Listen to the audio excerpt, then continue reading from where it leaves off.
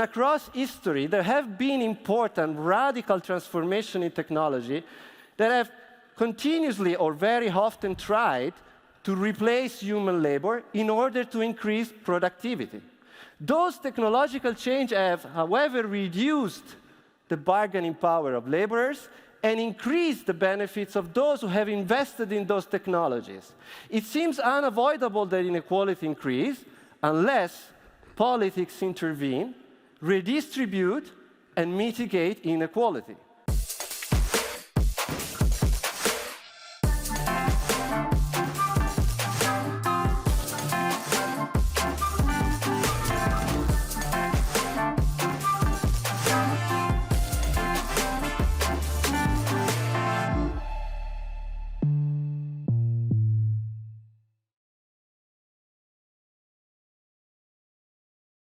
Where does inequality begin? Thanks, Emiliano, for inviting me and for asking me to solve or answer to this question in 15 minutes, which is, you might guess, is not an easy task.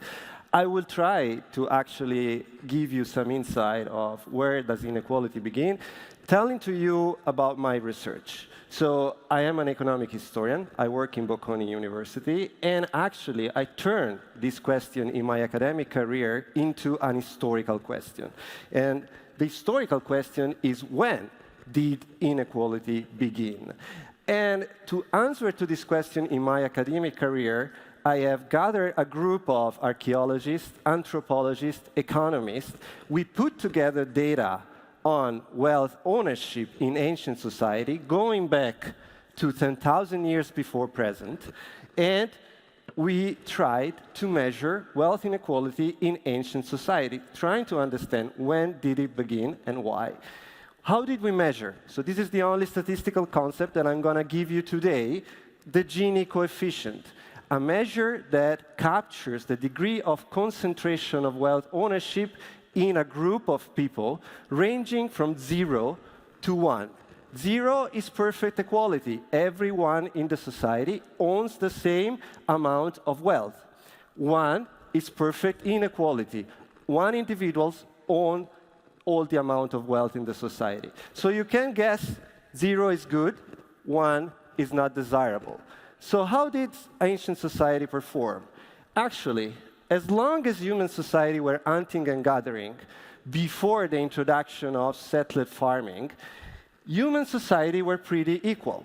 As you can see, 0.25 Gini coefficient is not that bad. Now, why was that in those societies? We think it was a necessity. Those societies were teaming up in producing their means of subsistence, the deers. They had to cooperate, and then they had to share what they produced, because there were no fridges, right? So storage was not available. So sharing was the common practice of redistributing the wealth that was produced in this society. Something is changing in the Middle East, in the Fertile Crescent, around, let's say, 7,000 years before the Common Era. Agriculture is introduced, beginning of domestication of animals and plants. This domestication of animals and plants is increasing to a certain extent inequality. This is the consequence of society settling, becoming sedentary. However, the first forms of agriculture were not intensive, were not land extensive. They were still a work of cooperation, so not very much land extension, and inequality increased to a certain extent, but remaining on average around 0.5. The real change that is increasing inequality in human past is another technological change happening within the agricultural technique, which is the introduction of this tool here, the plow, animal traction.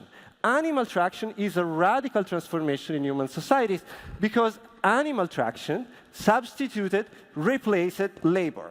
And by replacing labor, reduce the bargaining power of workers, increasing the bargaining power, increasing the benefits for those who had accumulated capital and animals. So inequality is dramatically increasing from here to here. Society is becoming more complex. They are developing large cities. life changed, improved. But on the other hand, inequality increased. And together with complexity, also institutions that were exploiting human labor, such as slavery, came up in the human societies. Now, this is pretty pessimistic, but it's not the whole story. There is another technological transformation that I want to tell you about, which is the Industrial Revolution. The Industrial Revolution is many revolution. It's changing many aspects of human life, of human production, energy, transportation, but it's also changing manufacturing. So this is the spinning wheel. And this is the way in which textile, cotton was prepared until the end of the 18th century. One woman, usually female worker, is producing one bundle of cotton. So 1-to-1 with this rudimental machine. What happens? In 1764, Richard Arkwright, an English businessman, invented this machine, the spinning jenny. The spinning jenny, with the same mechanism, is now operated again, still by one person, is now producing 10, 20 times how much it was produced before. This is further mechanized then into machines that might be operated even by kids later on. What is the idea? The idea is very similar, we think, to the plow. Labor is replaced, productivity is increased, benefits go to those who have invested in capital, while laborers lost their bargaining power. And inequality increased throughout the 18th century and 19th century for the countries which joined the Industrial Revolution. Again, very depressive, right? But something happens in the 20th century, and inequality is dramatically decreasing. Part of that is due to the two world wars, which are destroying the world of the 19th century. But part of that is also due to a counter effect to what I've shown you before, politics. What happens in the countries in the Western world during the second half of the 20th century? First of all, progressive taxation. The rich have to pay more than the rest of the population. And for what? For increasing social spending. States, from the city I've shown you before, up to the 18th century, states were just spending the resources for war. Now states use the resources they're getting from the rich to spend for welfare services. Services for the poor, services for the unemployed, for the old people, for the sick. So politics is a counter, or can be a counter factor with respect to technological change. However, the story became depressive anymore. Because in the last 20 years, 40 years, inequality is increasing again in the Western world, actually across the whole globe. And inequality is rising again. Why is that so? Well, that comes before any other technological change, we think. And here for the United States, I can show you that the tax rate of the top 0.1% is going down, and it's becoming almost equal to the effective tax rate on average paid by the bottom 90%. This is the word of Gabriel Zuckman from Harvard University. What is that showing? That progressive taxation has been abandoned.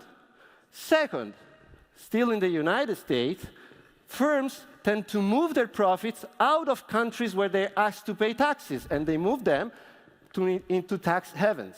So tax evasion plus regressive taxation is probably or possibly contributing, again, to a rise of inequality.